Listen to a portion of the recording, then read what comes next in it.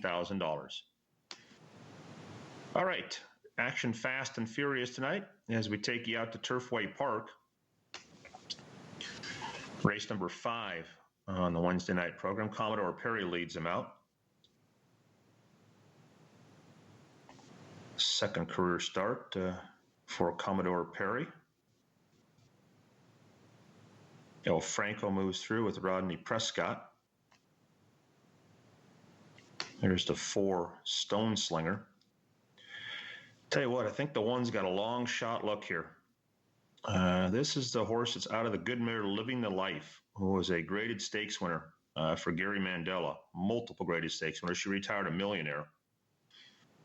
And Commodore Perry, I thought ran a little bit better in looks in the debut. As we look at stateside, it was going 6.5. The horse broke a little sluggish, was kind of in behind horses, and actually didn't finish bad. It was a 10-length gap from the second horse to the third horse, but I thought Commodore Perry could improve tonight and is a big price. Win de Oro, Medalla d'Oro Gelding, 9th career start.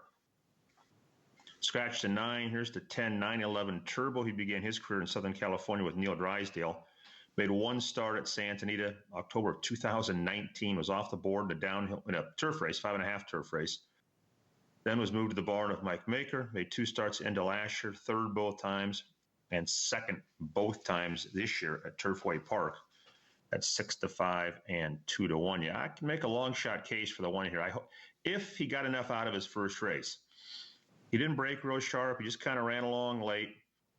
Finished 4th, beaten 13 lengths. And it was just a couple weeks ago, February 4th, to be exact. No works in between, but I mentioned the mare Living the Life. She started 35 times, won 10 races, trained by Gary Mandella. She won the Prescal Masters, obviously at Prescal back in 2015 when it was a giant purse Grade 2 event. She won the All-American at Golden Gate, and she came back and got beat ahead in the Masters at Prescal September 2016, and that was it. She's a mare who began her career in England before coming over here. She was a really nice mare. And this is her first horse to make it to the races.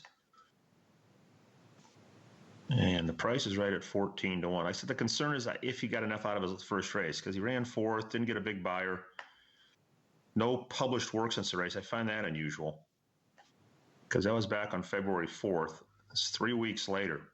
You would think with a horse like this, he would have worked. Maybe with some of the snow and the conditions, they missed the work. Because you sure would think that he would have worked in between races. Windoro is the 5-2 favorite. For Mark Cassius, $650,000 purchase at Keeneland, September 2018. He's by Medalla d'Oro out of a Tappet mare owned by Gary Barber. Caught off tracks in his last 2 at the fairgrounds, sloppy and muddy, and ran 3rd both times, so probably appreciate the fast footing. 911 Turbo, beaten favorite last 2, but ran well enough, 2nd both times. Spike, the 11 horse, was an okay 2nd. That was a long time ago, July of 2019. I respect Knopfler as a guitarist, but I was never the biggest Dire Straits fan. A song here or there was okay. I mean, I respected her musicianship, just not a giant fan of the songs. Hell of a guitarist, and the horse right now is 7-2, drawn on the far outside.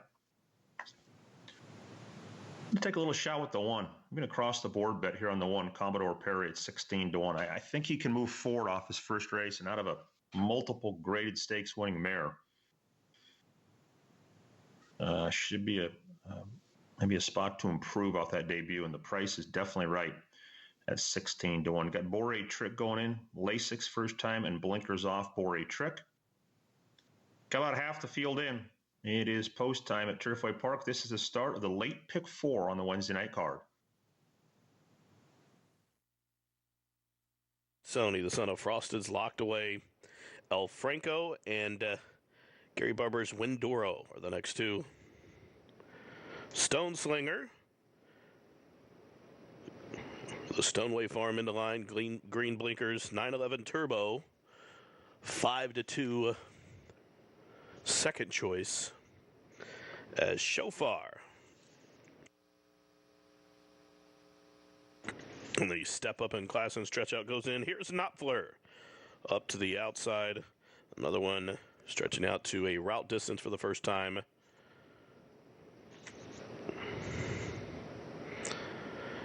He's in. They are at the post.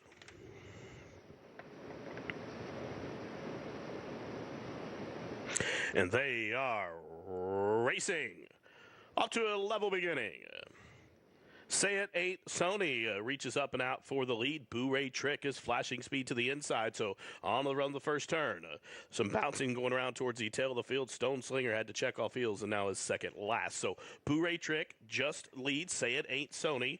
A link for the back. Commodore Perry tucked in neatly along the rail from third. Spike off that layoff is racing in fourth. From between horses, tugging hard at the jock, El Franco.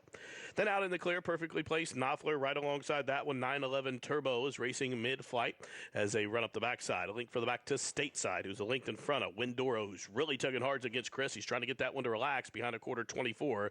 Seconds flat, still 7 or 8 links back to Shofar at the back of the pack. They approach the half-mile grounds. And the leader, Boo-Ray Trick, the son of Super Saver, still shows the way, still pressed by Say It Ain't Sony to the outside. Commodore Perry really into the bit to the inside, keen to go on. There goes Spike, cut loose to the outside. El Franco is in between horses now. 911 Turbo and Knopfler, they move as a team here. They're just about a length and a half off those leaders, and on their back still, Windoro's looking for some clean racetrack, covered up right now by Stone Slinger, half mile 48 and 2, and somehow Commodore Perry just got through. Here's Commodore Perry with a rail skimming ride, arrives to the top of the lane with a 3-link cushion. Meanwhile, 911 Turbo way out wide as they straighten late to the top of the lane. Commodore Perry drifts out under left-handed urging. Still 2.5 links clear. Windoro did finally get through. He's coming up the rail and gaining on the leader with a 16th to go. Whip comes out on Commodore Perry. Windoro is trying to kick it into gear, and it's going to get tight here. Windoro up in time. Windoro gets up, nabbing Commodore Perry right on the square in 1:38 and 4.